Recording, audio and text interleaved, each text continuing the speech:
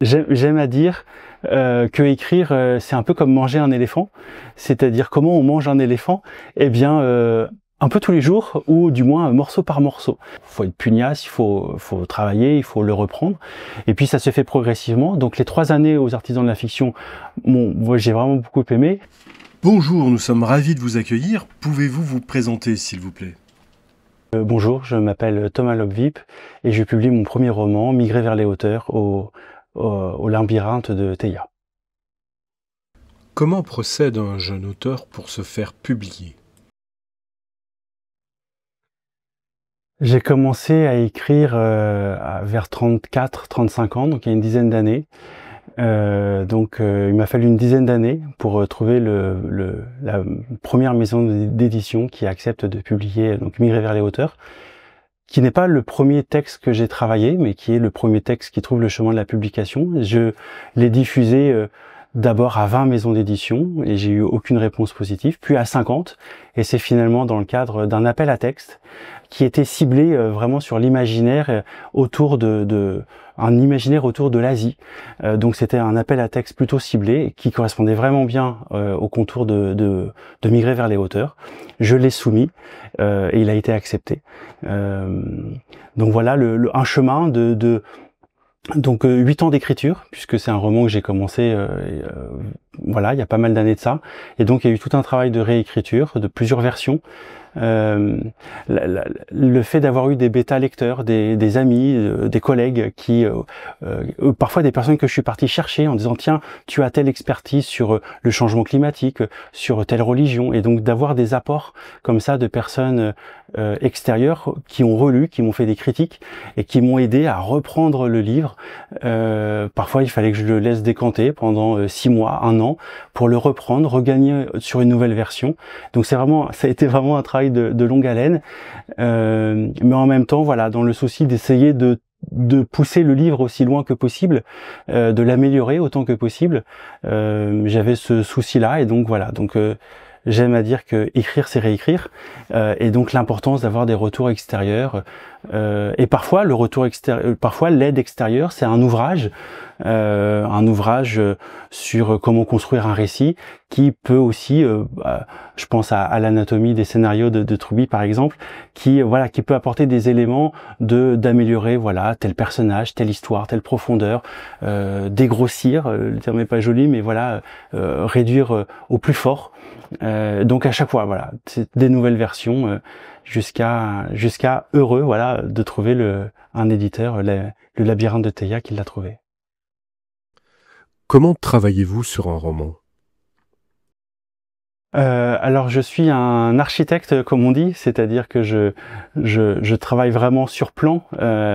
Je calibre mes chapitres, je sais ce que je veux à la fin, j'imagine le middle point. Enfin, donc je suis vraiment un architecte, je travaille mes chapitres, mais il y a quand même une part de créativité, je dirais plus spontanée, au cours de l'écriture. Mais dans mon cas, c'est assez secondaire. Je peux avoir des idées en cours d'écriture qui m'amènent à remanier. Mais très globalement, je suis un architecte. En fait, Migrer vers les hauteurs, donc c'est une anticipation sociale qui se passe pour beaucoup en Asie, au Bangladesh, et c'est inspiré de vécu. Voilà, j'ai vécu en Asie, donc j'ai puisé dans mes territoires d'écriture, dans mon expérience propre. C'était une manière de revisiter du vécu, mais ce vécu, il est aussi tressé, mélangé avec une part de fiction, d'imaginaire. C'est une anticipation sociale, ça se passe dans l'avenir. Donc voilà, c'est comment je tresse du vécu réel passé, et puis de la fiction pure, alimentée parfois aussi par des récits, des témoignages que j'ai pu lire à droite à gauche. Donc c'est vraiment j'aime l'image de la tresse, où on marie finalement ces différents aspects pour construire un récit cohérent avec un personnage fictif, mais en même temps il y a 2 mois. Et je dirais que la magie, ou du moins l'exercice, c'est de réussir à créer une homogénéité ou un récit cohérent, mais qui en fait puise dans différentes racines. Faites-vous beaucoup de travail préparatoire avant d'écrire le roman? Déjà, la première construction de l'univers, bah c'est le territoire d'écriture, c'est ce que je disais, ce que j'ai pu vivre en Asie sur la relocalisation de victimes de typhon. Voilà, c'est le premier territoire et c'est la première brique de l'univers de cette anticipation sociale, voilà, qui est une anticipation sociale climatique. Beaucoup de la documentation, bien sûr, parfois avec des récits, des témoignages, et puis le travail d'architecture du roman à proprement parler. Donc je pense que c'est voilà, c'est comme ça que j'ai travaillé le roman, et puis dans son premier jet, et puis progressivement, encore une fois, comment les relectures, les avis extérieurs ont été utiles pour progresser et avancer de version en version. J'aime à dire que écrire, c'est un peu comme manger un éléphant. C'est-à-dire comment on mange un éléphant?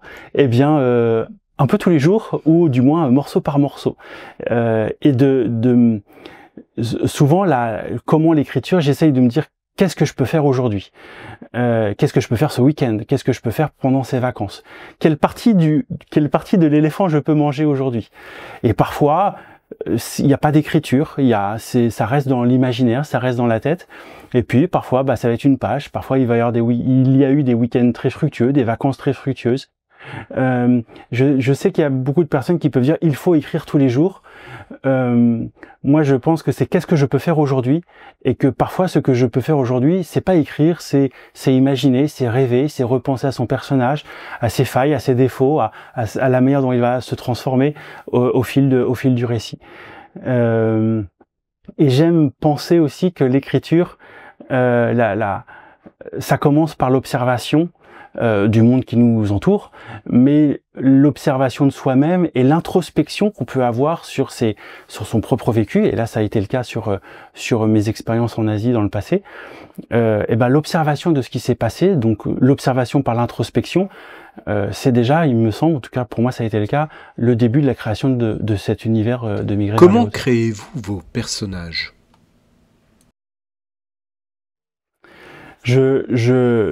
Je voulais essayer de contraster l'évolution de mon personnage, parce que le personnage, c'est une quête initiatique. Donc j'ai voulu un personnage particulièrement antipathique au début, justement pour qu'il progresse et pour qu'il gagne en maturité, en humilité à travers ce parcours initiatique qu'il va vivre dans le récit. Donc j'ai construit mon personnage sur cette trame-là. Et ce qui était intéressant, c'est que l'un des retours que j'ai eu de la maison d'édition, de l'éditrice et d'autres personnes, c'est de dire ah, ton personnage il est particulièrement antipathique et donc voire repoussant. Donc comment créer un personnage antipathique mais attachant, et donc j'avais pas mesuré au début alors, non pas que je m'étais tiré une balle dans le pied, loin de là, parce que ça se travaille, mais voilà, il a fallu retravailler ce personnage pour qu'il soit antipathique, certes avec pour ouvrir le chemin d'une progression personnelle, et en même temps attachant. Donc développer ses failles, travailler son humanité, travailler ses espoirs, ses rêves, pour qu'il ne soit pas juste un jeune prétentieux. Donc voilà, donc ça s'est travaillé vraiment au fil des versions, et jusqu'à la dernière minute, jusqu'à la dernière version dans le travail éditorial avec le labyrinthe de Théa. Avez-vous construit l'arc transformationnel de votre protagoniste? Ah oui, en voulant avoir un personnage au début pétri de défauts et d'une jeunesse immature, ou d'une jeunesse qui se voulait trop conquérante et qui n'avait pas la conscience de l'autre. Et je voulais décrypter ça. Alors évidemment, dans les scènes, très concrètement, ça passe par des conflits familiaux, ça passe par le regard qui porte sur la pauvreté. Alors au début, ça se passe à Lyon, donc le regard qui porte sur la pauvreté locale, environnante. C'est une manière d'introduire le thème, mais c'est aussi une manière de parler du personnage et de ses failles, en sachant qu'à la fin, je voulais, au fil de cette quête initiatique, au fil de ce parcours, de cette migration qu'il va vivre dans Migrer vers les hauteurs, et ben qu'il gagne en maturité. Et donc j'avais cet arc transformationnel a été là. Et comment tous les personnages extérieurs, la famille, la petite amie, le guide, enfin les personnes qu'il allait rencontrer au fil de son parcours, allaient petit à petit. Et voilà, j'ai surtout travaillé la progressivité de cette transformation, avec les phases de doute, d'intériorité, mais aussi comment ça se concrétisait si et là dans des scènes liées à la migration, liées au changement climatique, et dans les rencontres qu'il va avoir dans le roman au fil du périple. Comment construisez-vous un chapitre? Souvent, quand pour moi, un chapitre, dans mon cas, c'est 7-8 pages. Et quand j'ai un très bon samedi ou un très bon dimanche, je peux faire j'ai un premier jet, mais vraiment un premier jet, hein, donc toute la réécriture doit suivre. J'essaye vraiment de situer la scène, de situer ce que je veux au début et ce que je veux à la fin. J'essaye vraiment qu'à la fin du chapitre, voilà, sur quoi je veux terminer.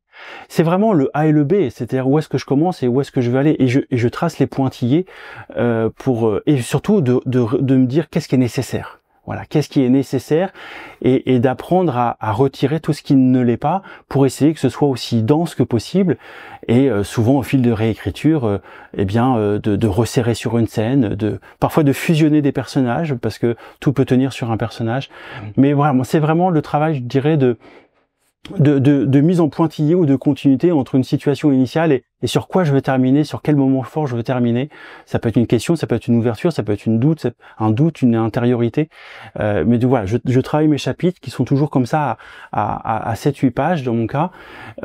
Et par contre, j'essaye de travailler l'alternance aussi entre les chapitres. C'est-à-dire comment, si j'ai un chapitre un peu dur, comment dans le chapitre suivant, j'essaye de redonner une respiration voilà, j'essaye est-ce que c'est de manière de ménager le lecteur, je sais pas, mais en tout cas j'essaye d'alterner du chaud et du froid de chapitre en chapitre, peut-être pour tenir en haleine, mais voilà, aussi peut-être pour m'autoriser des scènes dures, si avant et après il y a plus de tranquillité, je dirais, ou peut-être parfois des scènes d'introspection, peut-être pour aussi relire ce qui est la scène brute, à l'état brut, et il y en a dans Migrer vers les hauteurs, des scènes à l'état brut, voilà. Donc j'essaye d'avoir cette alternance-là aussi. Réécrivez-vous beaucoup quand vous travaillez sur un roman? Alors, je dirais à l'ancienne sur papier, quand il y a le premier jet, j'imprime, je m'isole, voilà, avec la pratique, j'ai appris à mettre de loin les sources de distraction, à commencer par le téléphone, donc j'essaye un peu de m'isoler, et je replonge dans mon propre texte, parfois avec du recul, volontairement. J'aime bien en général qu'il faut du temps, et de me relire avec un œil aussi étranger que possible. Et puis souvent je fais le constat que ça me prend autant de temps à relire mon premier jet, donc la première correction, je passe autant de temps, et là en fait je réfléchis à la fluidité, bon, la correction bien sûr, mais la fluidité, qu'est-ce qui est nécessaire, qu'est-ce qui l'est pas, parfois c'est des simples déplacements de phrases, parfois je coupe, et puis là déjà j'essaye en général je mets plus d'accent j'essaye de m'attarder un peu plus sur le style. Voilà, est-ce que c'est le bon mot? Est-ce que c'est la bonne sonorité? Est-ce que la phrase, je la coupe? Est-ce que je dois développer? Est-ce que je fais un excès d'adjectifs? C'est l'un de mes petits péchés, voilà, des excès d'adverbes. Trouver le bon verbe, le bon terme. Donc, je dirais que le premier jet, je cherche pas forcément à travailler le style, à travailler la plume ou l'écriture. J'essaye vraiment d'être sur la tension narrative. J'essaye d'être sur le fond, la narration, la scène, la force de la scène et de la tension. Je sais que c'est dans les relectures qui suivront que je peaufinerai le bon mot, le bon adjectif, le phrasé, la taille de la phrase ou la sonorité de la phrase. Donc voilà. Et puis après, c'est au regard des retours que l'on me fait que je vais, donc dans les versions qui suivent, dire, ah bah effectivement là mon personnage, je vais vous donner un autre exemple, toujours l'éditrice du labyrinthe de Théa, et bah donc on était à la version 8 ou 9, hein, c'est la version 9 que j'ai soumis au labyrinthe de Théa quand il a été accepté. Et la version publiée, c'est la version 11, puisqu'il y a eu deux reprises, et de dire, bah voilà, le personnage, il faut travailler davantage ses origines familiales pour lui donner plus de profondeur. En l'occurrence, ça sert au récit. Voilà, parce que la quête initiatique a aussi un rapport avec ses propres origines. Donc de travailler ça. Et donc vous voyez, c'est seulement à la version X, 10 ou 11, que même là, il peut y avoir, en tout cas dans ce cas-là, qu'il y a une reprise. Voilà, plus de profondeur sur certains aspects du personnage. Vous faites-vous relire? Avez-vous des bêta-lecteurs? Alors, j'ai pas de... Ah, des bêta-lecteurs, pardon. Oui, j'ai des bêta-lecteurs. J'ai cette chance. Alors, il faut les solliciter. Mais j'ai des amis, des collègues que je sollicite et qui font l'exercice volontiers avec plaisir. Au début, je pouvais avoir peur de déranger. En fait, il y a du plaisir, il y a de l'échange. En fait, donner à lire l'un de ces livres, c'est un acte de don, c'est un acte de soi. Les personnes le vivent comme une forme de partage, j'avais pu m'inquiéter, et en fait les gens que j'ai sollicités en tout cas, on se prête à l'exercice, c'est toujours utile. Parfois ça conforte, mais parfois il y a les critiques, il faut les prendre comme axe de progrès. Donc j'ai la chance, oui, d'avoir des bêta-lecteurs, et je pense que pour migrer vers les auteurs, sans exagérer, je pense qu'il y en a une vingtaine. Alors au fil des versions, parfois des inconnus, des gens que je ne connaissais pas, mais dont on m'a dit qu'ils pouvaient lire, ou que j'ai pu solliciter sur parfois tel angle. Voilà, c'est une anticipation sociale climatique, et ben de retrouver des gens qui vraiment reprennent le texte et à qui j'ai pu demander une lecture, mais vraiment sous une focale particulière. Voilà, est-ce que par rapport au dérèglement climatique, est-ce que c'est ok? Ça se passe dans un pays, le récit se passe beaucoup dans un pays musulman. Bon, bah, est-ce que ce que je dis est correct? Est-ce que je ne dis pas des bêtises? Est-ce que voilà, donc oui, j'ai cette chance-là. Et je pense que ça m'a énormément aidé à travailler le texte dans ces différentes versions. Oui. Je relance. La maison d'édition vous a-t-elle fait retravailler? Alors, l'éditeur m'a surtout fait travailler donc le personnage principal, comme voilà, approfondir ses racines familiales, approfondir ses tics de langage, approfondir finalement son arc transformationnel, et comme je voulais un personnage au début antipathique pour contraster son évolution, eh bien comment cet antipathique, un personnage antipathique devait rester agréable à lire. Enfin, il fallait pas qu'il soit insupportable à lire, il fallait quand même qu'il y ait une forme d'attachement à un personnage antipathique. Donc ça, on a travaillé ça plutôt dans le début du roman. Et puis une autre chose, c'est la fin. Ma fin était trop abrupte. Je voulais une fin un peu rude, un peu tranchée, et donc mon dernier chapitre est devenu 3 chapitres. Et ça, c'est vraiment le travail éditorial qui me dit non, il faut bien asseoir la fin, bien, je dirais, asseoir les conclusions, la moralité, le retour, à la fin de la quête initiatique, le retour chez soi, et donc comme les retrouvailles avec les parents, etc., avec l'univers de départ. Voilà, il fallait que j'avais voulu faire quelque chose d'un peu brut, et le travail éditorial a dit non, on va développer ça, on va étirer ça, mais pour bien asseoir, je dirais, la fin, la morale, la chute. Et finalement, je pense que c'était très bien, je pense que c'est bien, parce que du coup, je pense que ça pose mieux, et ben justement, l'évolution du personnage, en insistant davantage que je ne l'avais fait dans les versions d'avant, sur justement comment le personnage s'est transformé au fil de son périple. Les tropes sont-ils un outil utile ou quelque chose à éviter? J'essaye de les réinventer, c'est-à-dire que donc là on est sur une anticipation sociale, climatique, qui se passe dans un léger avenir, donc on n'est pas sur une grosse dystopie, on n'est pas sur de la hard science-fiction, on est en 2050, voilà, mais anticipation sociale, donc voilà. Et puis il y a du social, beaucoup de dimensions interculturelles et basées sur du vécu.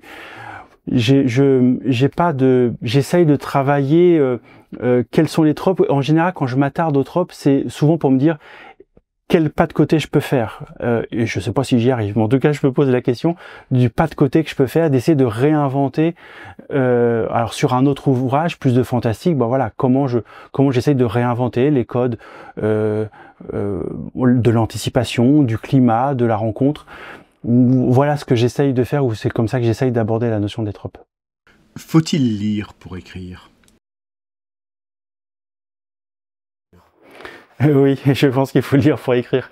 Il faut lire pour écrire. Alors, j'ai une anecdote, c'est que ce qui m'a amené, il y a 10 ans de ça, à écrire, c'est la lecture d'un roman. Donc c'est la lecture d'un roman qui m'a poussé à l'écriture. Alors pour l'anecdote, je le dis avec précaution, c'est un livre que je n'ai pas aimé. Et c'est étonnant, c'est un livre que je n'ai pas aimé, et j'ai eu cette idée naïve de me dire « Oh, je peux faire pareil !» Et l'expérience m'a montré que c'était loin d'être aussi simple. Mais en tout cas, de se dire que c'est la lecture qui progressivement m'a amené vers le chemin de l'écriture.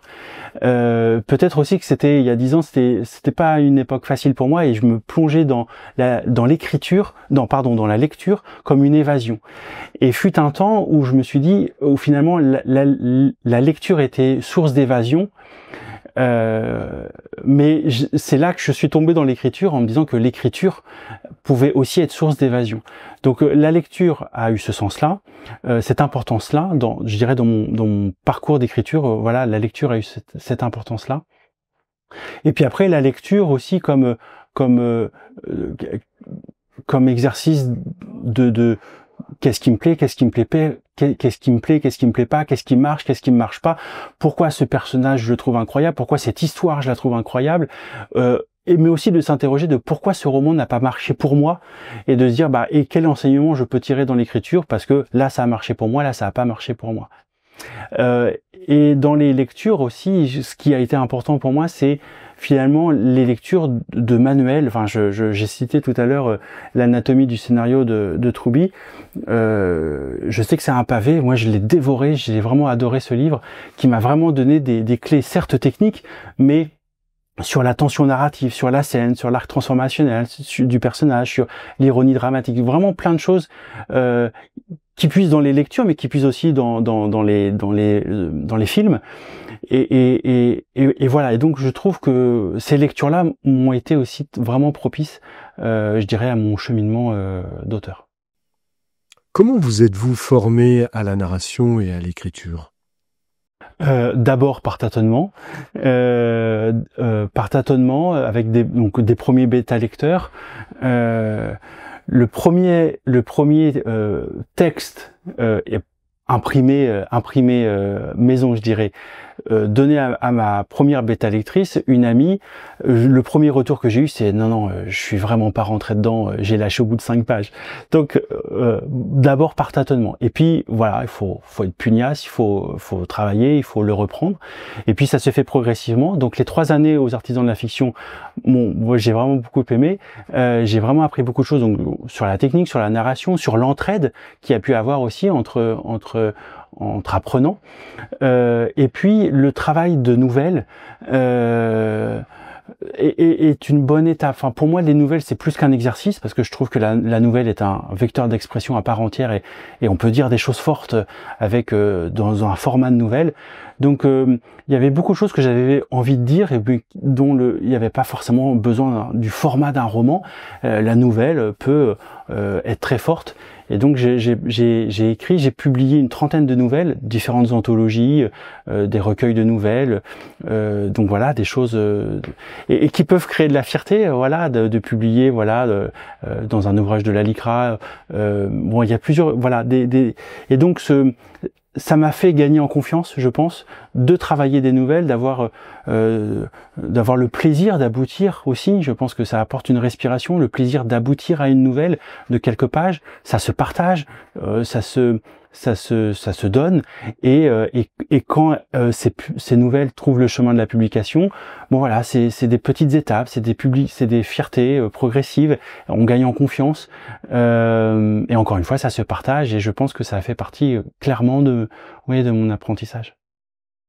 Quel serait votre conseil à un auteur débutant ? Pour reprendre l'image de l'éléphant, de dire quel morceau d'éléphant je peux manger aujourd'hui, donc d'être dans la connaissance de soi, et de se dire voilà, qu'est-ce que je peux faire aujourd'hui, ou ce week-end, ou ce mois-ci, ou cette année, mais d'être, je dirais, d'abord au clair avec soi. Voilà, d'être au clair avec soi concrètement, sur ce que je veux, sur ce que je peux. Voilà. Le deuxième conseil, c'est écrire, c'est réécrire. Enfin, en tout cas, je le pratique comme tel, quand je parle avec d'autres personnes, j'ai quand même le sentiment que il y a toujours un travail de reprise. Alors, tout le monde n'est pas, voilà, on n'est pas obligé de faire diversion, mais en tout cas, il y a toujours un travail de reprise. le regard extérieur, donc on a parlé des bêta-lecteurs, le regard extérieur pour aider à prendre de la hauteur, de la distance, d'accepter la critique. Alors il y a les critiques qu'on prend, celles qu'on prend pas, et parfois il faut un temps de décantation, mais je pense que c'est nécessaire pour sortir un petit peu de son premier jet et pour donner peut-être de la hauteur, du relief à son texte. Je dirais le conseil, c'est de la patience ou de la pugnacité ou de la persévérance. C'est un éléphant. Il faut manger l'éléphant, et donc ça se fait pas en une soirée. Et donc je dirais voilà. Et donc de découper son éléphant en plein de petits morceaux de qu'est-ce que je peux faire aujourd'hui ou cette année, mais à chacun de trouver sa temporalité, à chacun de trouver son rythme. Donc mon conseil est là, lire, discuter, prendre le temps, et puis surtout il y a quelque chose de, j'ai envie de dire aussi prendre du plaisir, parce que écrire est parfois, surtout au début, il me semble un travail assez solitaire. On est seul face à sa feuille ou à son clavier. Donc il y a quelque chose de l'ordre du marathon, de l'ordre de faut tenir la distance. Et donc